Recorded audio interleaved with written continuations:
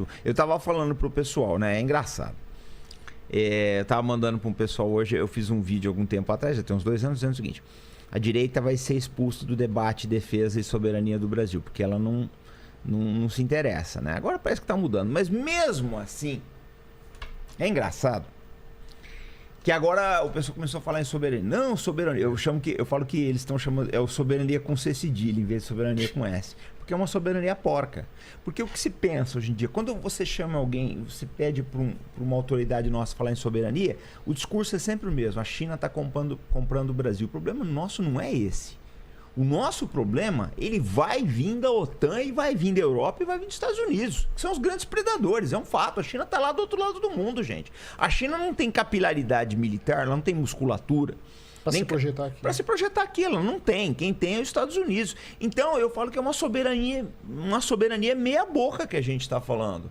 Porque tem gente que ainda acha, né? O pessoal ou não quer estudar ou não quer ver, eu não sei, que a gente tem que fazer parte da OTAN, que a gente tem que estar no estamento americano. Não tem. Eles nem veem o Brasil como Ocidente. Essa é uma realidade. A agenda da OTAN é uma agenda contra o Brasil. A agenda do Departamento de Defesa americano é uma agenda contra o Brasil. Então a gente tem a nossa própria... Eu estava conversando com o pessoal da política outro dia sobre esses discursos de soberania. Eu falei, o discurso de vocês, desculpa dizer, não vai comer gente nessa eleição. Vocês estão indo pelo lado errado. Porque a hora que você apresentar esse discurso para o público, você vai apoiar. Ele vai falar, não é isso. Isso aí que você está falando não é soberania. A gente tem que começar a olhar as ameaças, aquilo que está ameaçando o Brasil, que ele está apontando o dedo, principalmente para a Amazônia. Quando uma liderança que nem o Macron, que eu acho um líder medíocre, mas ele representa os interesses, pelo menos de uma parte do país dele, que é a França. Quando o Macron fala, nossa casa está pegando fogo, a gente já tinha que chegar e falar, nossa, quem, cara pálida? Então, difícil. Vem tempos difíceis aí, professor. Porque aí a gente vê o seguinte, né? A China é a grande ameaça, então nós temos que modificar a nossa estrutura de defesa para nos protegermos dos interesses chineses, para mantermos principalmente o nosso fluxo comercial do mundo, cujo maior comprador é a China. Ou seja, a gente vai se defender da China para poder continuar mantendo o comércio com a China? Então não faz sentido. Não faz sentido. Tipo, uma coisa, né? Isso não é puxar pano para o lado do chinês, hipótese alguma. Mas a gente precisaria de uma doutrina geopolítica brasileira. Não tem. Fica difícil ter planejamento de Estado. Cada governo que vem aqui muda isso. Não tem um planejamento de longo prazo no Brasil. Se o Brasil fosse atingido por essas sanções que estão atingindo a Rússia, a gente quebrava, sem dúvida. Tirasse a gente do SWIFT, acabou o Brasil. Mas eu não tenho dúvidas, às vezes, de que... Aliás, eu tenho dúvidas se o Brasil chega até o final do século com a atual integridade territorial. Eu também acho isso. É mesmo? Porque se você somar a quantidade de problema que nós vamos enfrentar até 2050... que vão começar a acontecer especificamente a partir de 2030, causados pela questão etária brasileira, o envelhecimento da população, e esse eu acho que é a maior crise da história do Brasil, que ninguém discute, que a população brasileira vai começar a envelhecer. Tá? Já está, né? Começando. Já está, mas vai começar a declinar, acho que a partir de 2035 para 40, não me recordo agora. Isso vai gerar um efeito, o gatilho, e uma outra série de problemas que a gente deixou acumulado e não resolveu nos últimos 100 anos. Muito sério.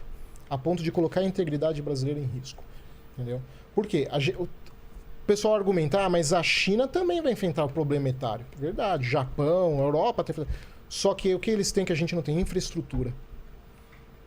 E a gente vai enfrentar o mesmo problema que os europeus têm, sem a infraestrutura europeia, sem a capacidade tecnológica europeia, sem a capacidade econômica europeia, sem o padrão educacional... industrial que os europeus têm. Ou seja, a gente vai enfrentar o mesmo monstro, mas numa situação muito pior. Eu acho isso muito grave. Completamente. Mas por que você fala disso gerar também uma desintegração territorial? Porque a gente percebe que o Estado está perdendo capacidade de enfrentar o crime aqui dentro. A questão da criminalidade só vai aumentar. A gente não vê esforço para combater o crime. A gente não vê. O que a gente via no comecinho do governo Bolsonaro, quando o Moro era o... Eu não estou passando o Moro para o Moro, não, porque, diga-se de passagem, o Moro, para mim, nos últimos tempos, tem feito muita besteira aí. Principalmente na questão da Ucrânia, deveria ser melhor assessorado e ter calado a boca. Mas, enfim... No começo, quando ele era ministro da Justiça, todo dia estava tendo operação da Polícia Federal. Ele contou aqui. O bicho estava pegando. De repente, acabou. E nenhum outro candidato leva a questão da segurança pública a sério. É todos. Lula, Bolsonaro, Ciro, todo paliativo. A gente corre, então, o risco de ser um ex-país, então. Se a gente jogar no longo prazo, os riscos brasileiros são muito altos. O que vai acontecer, eu não sei. Mas se a gente somar essa questão do empobrecimento brasileiro, envelhecimento brasileiro, falta de infraestrutura que vai começar a atingir. Energia, então, nem se fala. Porque teve algum candidato à presidência falando de energia no momento que a gente está em escassez de energia? Nenhum. Quando eles falam de energia, outro dia eu estava vendo aí um deputado, acho que do PT, falando, não, nós temos que incentivar aí a eólica e a solar e a nuclear, que é a energia do futuro. Porque, Vilela, não se engana. Energia do futuro é nuclear. Não tem como, né? É energia nuclear. Qualquer... mas balela. É né? Balela. Tem, claro que tem que diversificar, tem, mas esse papo de potência é nuclear. O Brasil precisava, para começo de conversa, 20 usinas nucleares. Qualquer coisa menos, para um país continental, com a população que tem, é isso. Porque a gente não pode desenvolver a matriz industrial porque a gente não tem energia. Olha o dilema. A gente não pode crescer a indústria porque a indústria precisa de energia. Só que se a gente crescer a indústria, não tem... quebra a matriz energética. Vai enfrentar blackout. Mas Isso é surreal para um país desse tamanho. Professor, acho que o problema esse é o começo, mas eu tenho medo, eu não sei se as democracias ocidentais elas vão sobreviver em face a esses problemas. Tem isso também, né? Porque eu vou te dar um exemplo aqui em São Paulo, todo mundo mora aqui em São Paulo. Você pega a Cracolândia, ela não tá mais só ali naquela região. Mora do lado? Ela tá chegando no Largo do Aroche, professor. No seu bairro, então, acho que a coisa é até pior. Ela tá chegando no Largo do Aroche.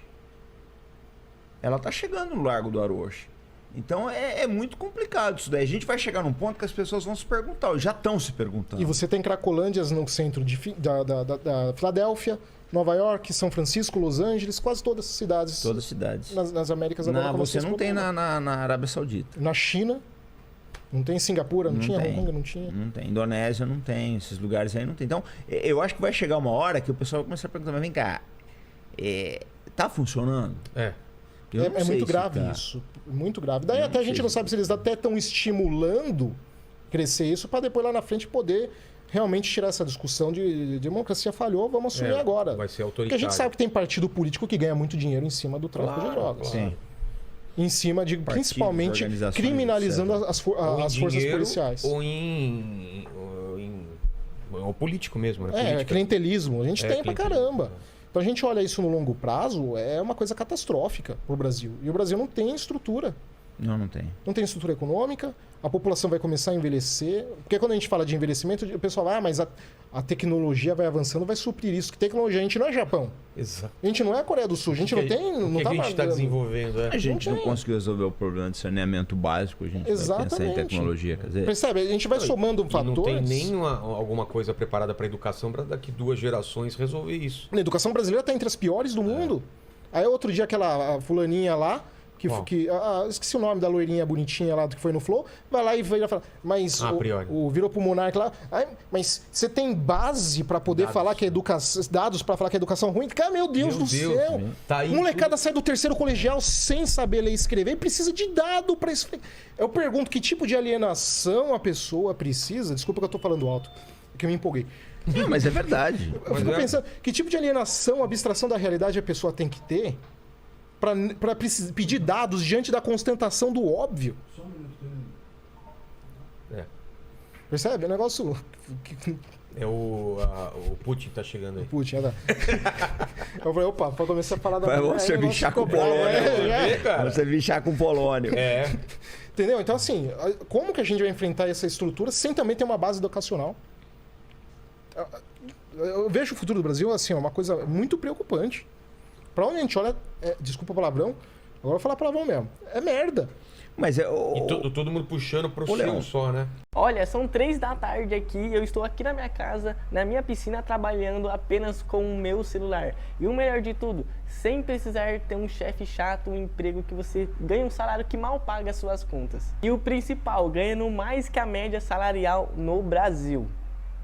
Tudo isso porque um dia eu decidi trabalhar através da internet. E após meses tendo resultados com essa estratégia, meses consecutivos mesmo, eu criei um método simples e passo a passo que, se cumprindo, vai te dar uma vida muito melhor do que você tem agora. E tudo que você precisa fazer é clicar no botão para você saber mais e conhecer um método.